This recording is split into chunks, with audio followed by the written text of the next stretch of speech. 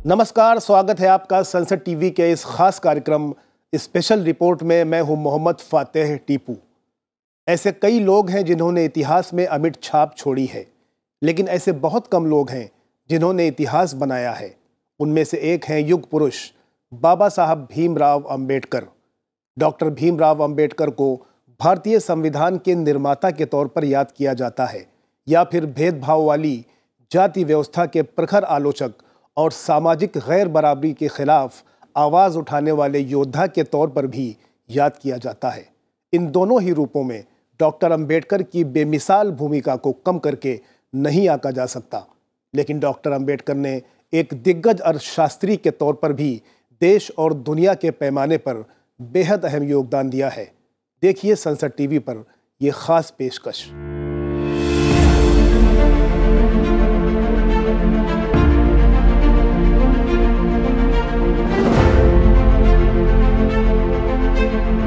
अंतर्राष्ट्रीय स्तर पर ख्याति और स्वीकार्यता पाने वाले देश के पहले अर्थशास्त्री थे डॉक्टर अंबेडकर।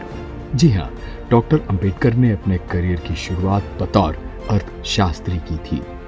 मशहूर पुस्तक इनसाइड एशिया के लेखक जॉन गुंथर लिखते हैं, जब 1938 में मुंबई में डॉक्टर अंबेडकर से उनके आवास पर मेरी मुलाकात हुई, तब उनके पास 8000 किताबें थी और उनकी मृत्यु तक यह संख्या बढ़कर 35,000 हो चुकी थी। किताबों के प्रति डॉक्टर अंबेडकर का जुनून करिश्माई था। डॉक्टर अंबेडकर के लिए रिलैक्सेशन का मतलब था एक विषय को खत्म कर दूसरे विषय की किताब पढ़ना। एक्चुअली बाबा साहब का सबसे बड़ा एक शौक़ था किताबें, और उनकी जो पर्सनल लाइब्रेरी थे, नॉर्मली वहाँ पे किसी को एंट्री नहीं मिलती थी। उनकी इजाज़त से ही कोई उसमें जा सकता था और उनकी इजाज़त से ही कोई किताब लेके वहाँ पढ़ सकता था। वो किताब दूसरों को ऐसे देते नहीं थे, क्योंकि उनके लिए वो सबसे बेशकीमती ख़जाना था। और अगर हम देखें कि उनका ये जो शौक़ था किताबों का, उसके बारे में जो कुछ राइटर्स हुए हैं जिन्होंने उनके जीवन के बारे में लिखा है, उन्होंने एक जामा मस्जिद के एरिए का भी बयान किया हुआ है। अगर मैं गलत नहीं बोल रहा तो शायद सोनलाल शास्त्री जी ने अपनी किसी किताब में लिखा है कि वो किताबों लेने के लिए जामा मस्जिद एरिया में गए, तो तब वहाँ खबर फैल गई कि बाबा साहब डॉक्टर अंबेडकर वहाँ किताबों को लेने के लिए आए हुए हैं। तो एक बहुत बड़ी भीड़ जमा हो गई थी, और जब भी वो घर पे वापस आते थे तो उनके हाथ में हमेशा कुछ किताबें और उसका बंडल बना होता था। और जो उनका लाइफ स्टाइल था उसमें भी वो देर आधी रात तक किताबें ही पढ़ते थे। दुनिया जब मार्टिन लूथर किंग की चर्चा करे तो बाबा साहब भीमराव अंबेडकर की चर्चा करने पर मजबूर हो जाए। सामाजिक विकारों से ऊपर उठकर बाबा साहब कोलंबिया और लंदन विश्वविद्यालयों से शिक्षा पाने वाले पहले भारतीय बनने के साथ साथ एक ओजस्वी लेखक और यशस्वी वक्ता थे। उनका मानना था एक आदर्श समाज की रचना के लिए हर वर्ग के लोगों को सामाजिक न्याय के साथ साथ आर्थिक न्याय भी मिलना जरूरी है। डॉक्टर अंबेडकर ने 1915 में अमेरिका की प्रतिष्ठित कोलंबिया यूनिवर्सिटी से इकोनॉमिक्स में एमए की डिग्री हासिल की थी। इसी विश्वविद्यालय से 1917 में अर्थशास्त्र में पीएचडी करने वाले वो पहले भारतीय बने। इसके कुछ बरस बाद इन्होंने लंदन स्कूल ऑफ इकोनॉमिक्स से भी अर्थशास्त्र में मास्टर्स और डॉक्टर ऑफ साइंस की डिग्रियां हासिल की। अर्थशास्त्र यानी इकोनॉमिक्स जैसे जटिल विषय पर इनकी विश्लेषण क्षमता अद्वितीय मानी जाती है। डॉक्टर अंबेडकर ने 1915 में एमए की डिग्री के लिए कोलंबिया यूनिवर्सिटी में 42 पेज का एक डिसर्टेशन सबमिट किया था। जानकारों के मुताबिक बाबा साहेब के जीवन और विचारों पर 3 किताबों का प्रभाव साफ झलकता है।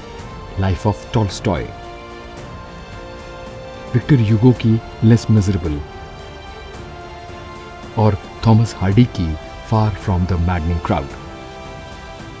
बाबा साहेब अम्बेडकर के बारे में जब हम बात करते हैं तो सबसे पहले संविधान के निर्माता के रूप में उनका नाम आता है, और ये आम जानकारी यही है कि वो ड्राफ्टिंग कमेटी के चेयरमैन थे, और उन्होंने कास्ट इनइक्वालिटीज़ को लेकर बहुत सारे मूवमेंट किए, बहुत सारे संगठन बनाए, जो अनटचेबिलिटी थी, जो दलितों के मुद्दे थे।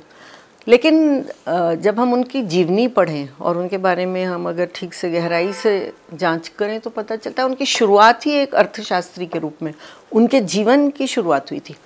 इनफैक्ट भारत के पहले ऐसे इकोनॉमिक्स के वो ग्रेजुएट थे जिन्होंने और पीएचडी थे जिन्होंने बाहर से पीएचडी की थी, और तब वो अर्थशास्त्री उसके बाद वो बने। सिर्फ एक पीएचडी नहीं, उन्होंने 2 पीएचडी की थी, एक अमेरिका से कोलंबिया यूनिवर्सिटी से और एक लंदन स्कूल ऑफ इकोनॉमिक्स से। कोलंबिया यूनिवर्सिटी में लिखे रिसर्च पेपर में इन्होंने भारत में ईस्ट इंडिया कंपनी की लूट का खुलासा किया था।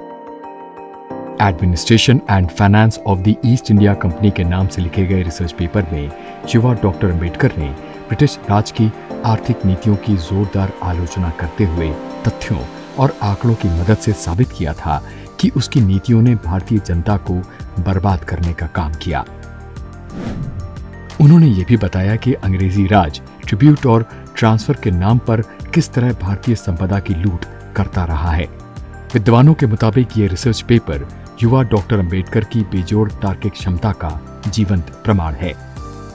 अगर हम सबसे पहले वाले जो रहे 1915 और 16 वाले जो उनके रिसर्च थे उसमें उन्होंने साबित किया जो ईस्ट इंडिया कंपनी का इकोनॉमिक सिस्टम और एडमिनिस्ट्रेशन है इसकी नेचर क्या है, उसमें उन्होंने हिस्टोरिकल एनालिसिस किया था जिससे ये पता लगा कि ये जो वेल्थ की ड्रेन हो रही है ये पूरी कॉलोनियलिज्म के एक बहुत बड़ी पॉलिसी के अंडर हो रही है, और इसी की वजह से जो इंडिया है वो यहाँ की बर्बादी और गरीबी का ये एडमिनिस्ट्रेशन एक वाहक बन गया। ये बहुत बड़ा कमेंट था उस वक्त जब अंग्रेज़ों का राज था, और उनके राज में ये एक बात कहनी एक बहुत बड़ा मायने और बहुत बड़ा दिल और बहुत बड़ा जिगरा रखने की बात थी। उसके अलावा उन्होंने ये भी देखा कि जो इंडिया उस वक्त एक उनकी कॉलोनी थी, वो कॉलोनी में भी डिस्क्रिमिनेशन था। जो इनके internal taxes and external taxes लगते थे उससे इंडिया को विद इन कॉलोनियल सिस्टम में भी डिस्क्रिमिनेशन फेस करना पड़ रहा था। डॉक्टर अंबेडकर का ये काम इनकी गहरी देशभक्ति की मिसाल है। कई इतिहासकार इनके इस रिसर्च पेपर की तुलना दादा भाई नौरोजी की किताब poverty and un British rule in India से भी करते हैं। दोनों ही स्कॉलर बाबा साहब और दादा भाई नौरोजी दोनों की जो स्कॉलरशिप थी वो एक दूसरे की कंट्राडिक्टरी नहीं थी, ये कम्प्लीमेंट्री हैं क्योंकि जो हिस्टोरिकल फैक्ट्स है सेम है।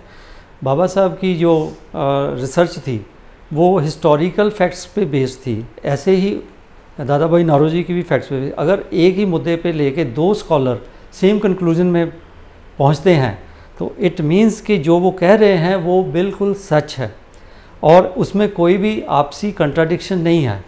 तो इसलिए ये अलग बात है कि किसने पहले किया या किसने बाद में किया, but fact of the matter is that कि उन्होंने ये साबित किया, दादा भाई नौरोजी ने और डॉक्टर अंबेडकर ने अपनी अलग अलग रिसर्च में जो उन्होंने बाबा साहब ने न्यूयॉर्क में बैठ के की थी कि जो ब्रिटिश एडमिनिस्ट्रेशन है यहाँ पर वो इंडिया की गरीबी और इंडिया की जो बर्बादी है उसका वाहक बन चुका है।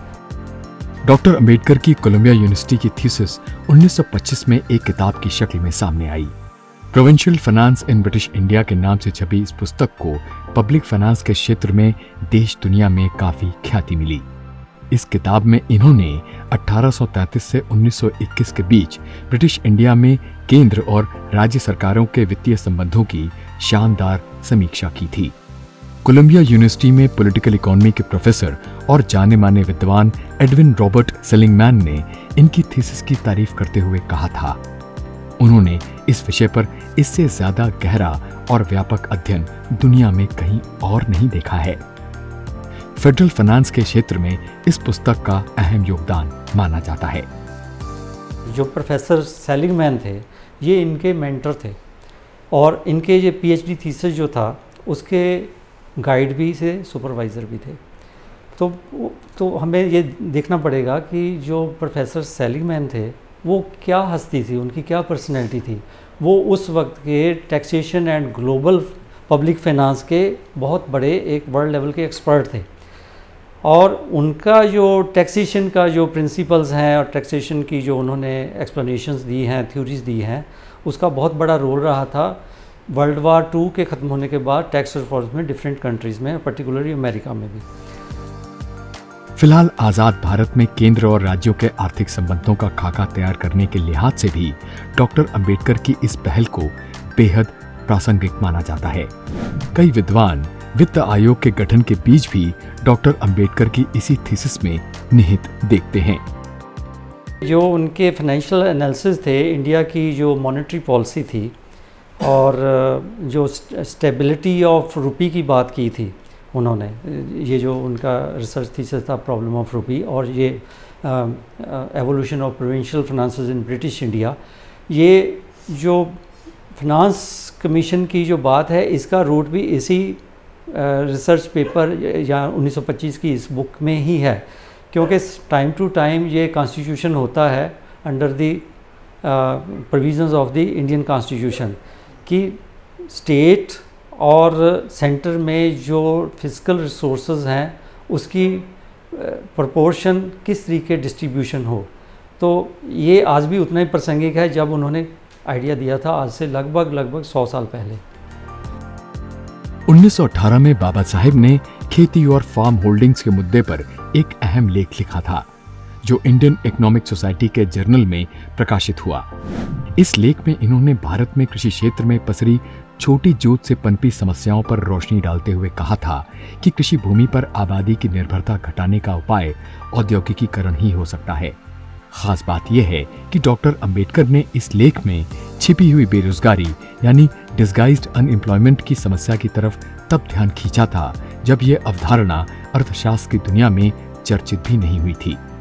इतना ही नहीं, इन्होंने दिग्गज अर्थशास्त्री आर्थर लुइस से करीब 3 दशक पहले इस लेख में अर्थव्यवस्था के 2 सेक्टर मॉडल का खाका खींचा था।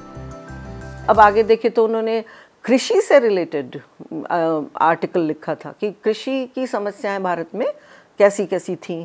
बहुत पहले उस समय की बात है जब कृषि पर लोग ध्यान भी नहीं दे रहे थे और कृषि एक बहुत ही नेग्लेक्टेड फील्ड था। हम जानते हैं भारत कृषि प्रधान देश है, लेकिन किस तरह से विखंडित लैंड है, लैंड का प्रॉपर यूटिलाइजेशन नहीं हो रहा था, और वो सारी समस्याएं जो कृषि से रिलेटेड थी, कैसे कृषि और शिक्षा और औद्योगिकरण एक साथ जाना चाहिए, ये सब बातें उन्होंने बहुत पहले, मतलब एक तरह का विजनरी उनका अप्रोच जो था वो था, जो बाद में भी काम आया। तो स्वतंत्रता के बाद मैं तो कहूँगी कि उनकी जो ये जितनी एक अर्थशास्त्री के रूप में जो उनका कंट्रीब्यूशन था वो स्वतंत्रता के बाद बहुत लागू हुआ और बहुत ज़्यादा उसका काम आया, जो कम ही लोगों को पता है। मजबूत आर्थिक नीतियों में डॉक्टर अंबेडकर के आधारभूत योगदान की वजह से भारत आज़ादी के बाद आर्थिक विकास में बड़ी प्रगति कर सका। चाहे रिजर्व बैंक के दिशा निर्देश हों या फिर अर्थव्यवस्था के किसी पहलू को नियंत्रित करने वाले सिद्धांत, बाबा साहब ने भारत को जो भी सर्वश्रेष्ठ था वो सब कुछ दिया। बतौर अर्थशास्त्री डॉक्टर अंबेडकर की सबसे चर्चित किताब है the problem of the rupee, its origin and it's solution. 1923 में प्रकाशित हुई इस किताब में अंबेडकर ने जिस शानदार तरीके से अर्थशास्त्र के बड़े पुरोधा जॉन मैनॉर्ड कीन्स के विचारों की आलोचना पेश की, वो इकोनॉमिक पॉलिसी और मौद्रिक अर्थशास्त्र पर उनकी मौलिक दूरदृष्टि का प्रमाण है। कीन्स ने डॉलर की वकालत करते हुए गोल्ड एक्सचेंज स्टैंडर्ड का विरोध किया था, जबकि डॉक्टर अंबेडकर ने अपनी किताब में गोल्ड स्टैंडर्ड की जबरदस्त पैरवी करते हुए उसे कीमतों की स्थिरता और गरीबों के हित में बताया था। इस किताब में ये जो प्रॉब्लम ऑफ रूपी, इसमें उन्होंने एक बहुत लंबा चौड़ा हिस्टोरिकल एनालिसिस किया था ब्रिटिश टाइम का, सन 1800 से लेके 1893 तक का जो मॉनेटरी पॉलिसी का था, और उसमें सबसे बड़ी समस्या थी स्टेबिलिटी ऑफ रूपी।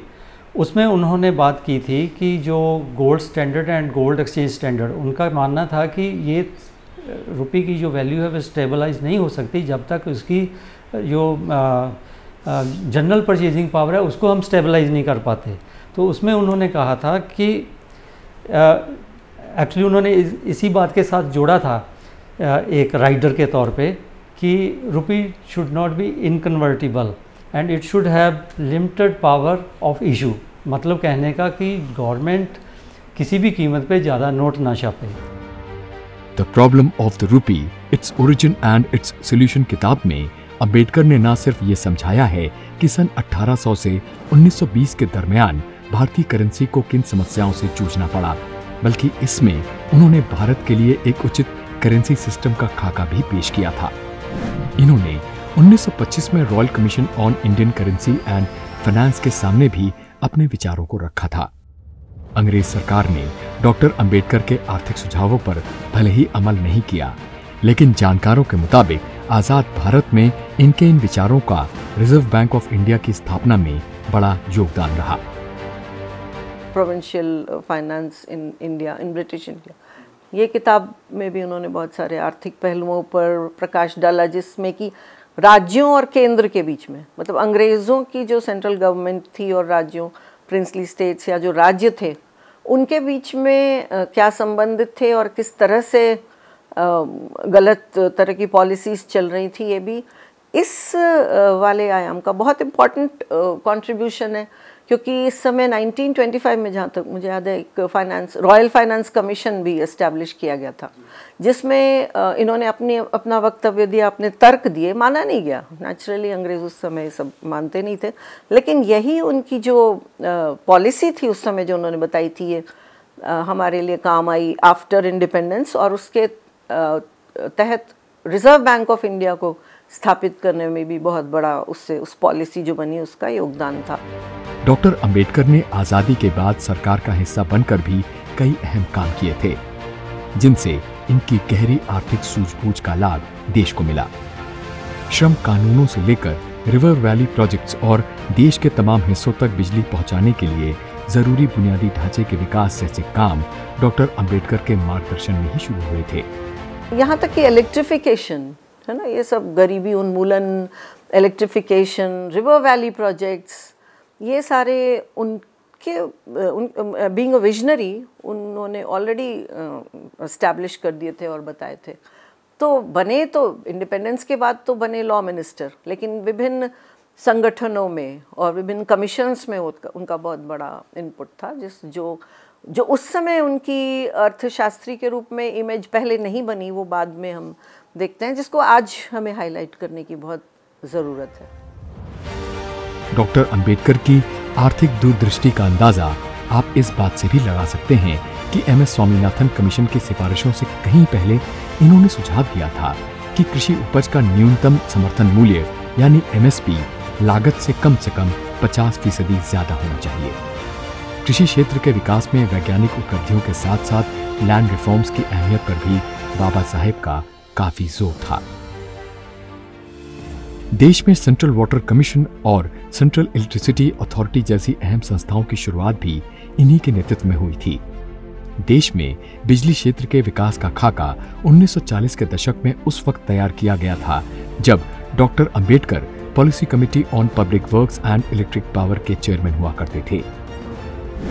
इनका मानना था कि देश के औद्योगिक विकास के लिए तमाम इलाकों में पर्याप्त और सस्ती बिजली मुहैया कराना जरूरी है और इसके लिए एक सेंट्रलाइज सिस्टम होना चाहिए। जो इंडिया का इंडस्ट्रियल स्ट्रक्चर है और जो मल्टीपर्पज़ योजनाएं थी, जिसमें आप कह सकते हैं दामोदर वैली प्रोजेक्ट था, महानदी पे हीराकुंड डैम बनाने का प्रोजेक्ट था, सोन रिवर वैली प्रोजेक्ट था।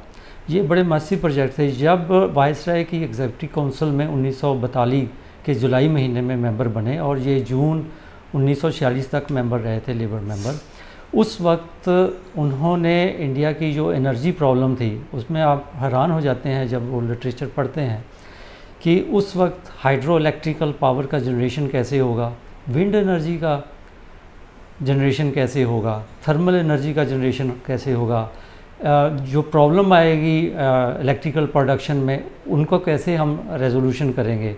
और इसके साथ उन्होंने एक विशेष ध्यान दिया था कि हमारे जैसे वास्ट स्प्रेड कंट्री में अगर हाइड्रो इलेक्ट्रिक प्रोजेक्ट हमने किसी एरिया में लगाया, क्योंकि वो हर जगह तो लग नहीं सकते, तो वहाँ से बिजली हम दूसरे एरिया में कैसे ले जाएंगे।